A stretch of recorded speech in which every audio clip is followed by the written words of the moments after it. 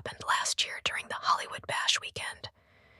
I go to Rowan University, and for anyone who doesn't know, Hollybash is Rowan's biggest spring festival, kind of like our own little Coachella. It happens every April on Hollybush Green, right next to the historic Hollybush Mansion.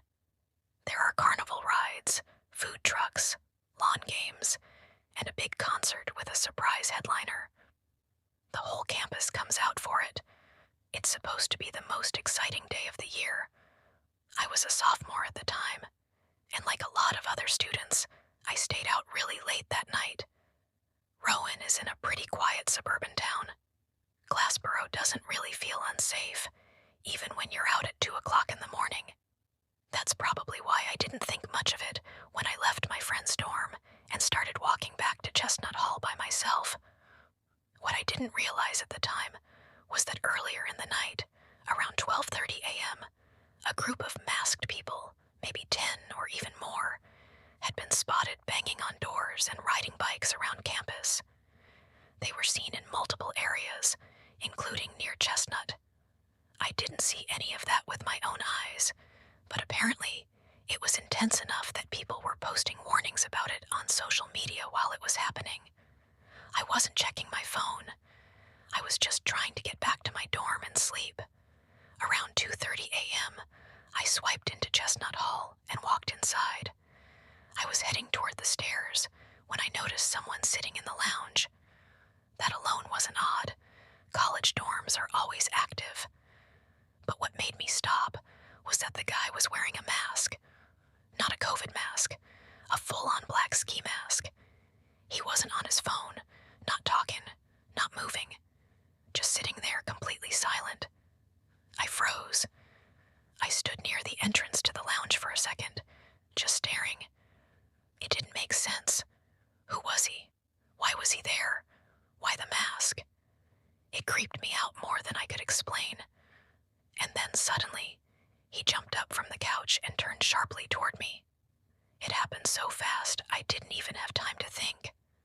I bolted down the hallway and ducked into the nearest bathroom, slamming the door and locking it behind me. I must have stayed there for at least 5 minutes, long enough for everything outside to go dead silent again. I kept trying to convince myself not to overreact, but something about the whole thing just felt wrong. My instincts were on high alert. Eventually, I cracked the bathroom door open a few inches and peeked into the hallway. It was empty. I didn't hear anything. I figured maybe he had left. I stepped out, and instead of rushing, I walked slowly toward the other end of the hallway. I didn't want to panic myself even more, but as I turned the corner near the other exit, I saw him again. He was still in the lounge, still wearing the ski mask, and this time, he was sitting directly across from where I needed to walk through. His bike was leaned against the door, and someone had wedged a chair between the wall and the frame, like it had been intentionally jammed there to block it. That's when I grabbed my pepper spray. It's attached to my keychain. I held it out in front of me, not pointing it at him or threatening him, just showing him I had it. I hoped that would be enough. My heart was pounding so hard, I could hear the thud in my ears. I started walking again, past the lounge, not looking at him. He didn't move. He didn't try to stop me. It was like he wanted me to see him there. Like being scary was the whole point. I didn't glance back. I pushed through the exit door and stepped out into the night. I was halfway to Magnolia when I started to hear the sound of bikes behind me.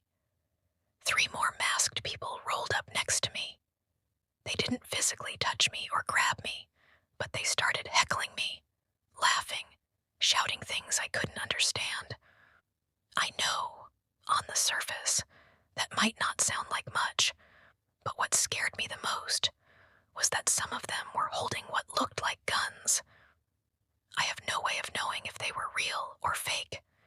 Maybe they were airsoft guns, but it didn't matter in the moment. It was clearly meant to terrify me. I kept walking, trying not to react, trying not to give them the satisfaction of seeing how scared I was. but they stayed close, just barely out of reach, like they were circling. When I finally got to Magnolia, I texted one of my friends to come meet me outside. He walked me back to Chestnut Hall, and I felt a little safer with him there. By then, the bikers had disappeared. I didn't call the police that night. I wasn't physically hurt, but I was really shaken. I can't totally explain it. It was just this deep, unsettled feeling. I ended up telling my mom the next morning, and she reported it. Later that evening, some of my guy friends texted me and said that they had also been approached by a group of masked people. Same kind of situation. Some of them had what looked like guns. Nobody got hurt, but it was disturbing enough that campus police finally started taking it seriously.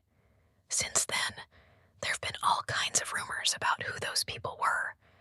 Some say it was just a bunch of local kids trying to scare students. Maybe that's true, but it's the guns that still haunt me. Real or fake, I was likely face to face with a group of armed strangers in the building I live in. And ever since then, I haven't walked home